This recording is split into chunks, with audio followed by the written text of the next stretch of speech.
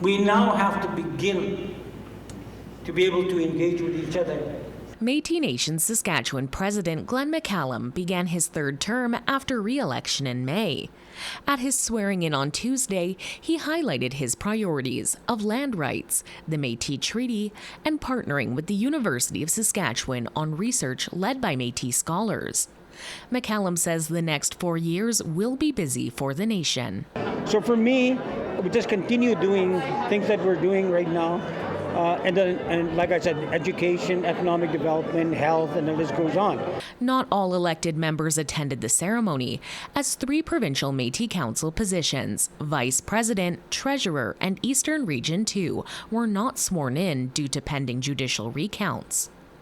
2 elected officials, Wendy Gervais and Sherry McLennan, attended but weren't allowed in the room, stating they were told to stay home.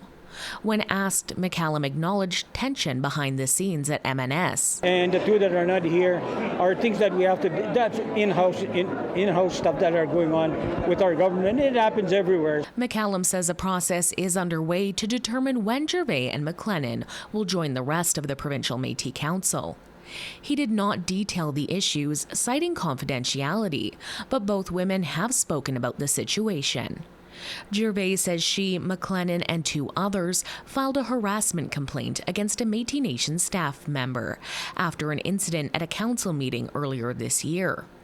She says MNS investigated and then barred her and McLennan from council meetings until they apologized to the staff member. And I have no problem apologizing when I make a mistake. I don't think Sherry does either. However, we're very well aware that we have done nothing wrong. Gervais added that neither she nor McLennan are resigning, and while not everyone needs to get along, they must work together for the betterment of MNS. It's called responsible governance, and so are we practicing responsible governance when we lock out elected people?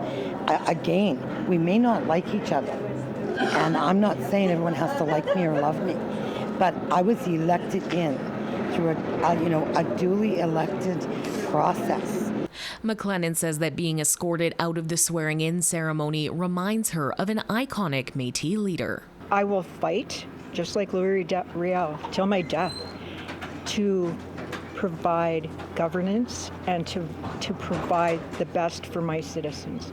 She added that the stress from the recent election led to hospitalization, and the uncertainty about her role nearly cost her her life. But she remains dedicated to making MNS prosper. Here, because we're fighting for Louis. This happened to him too.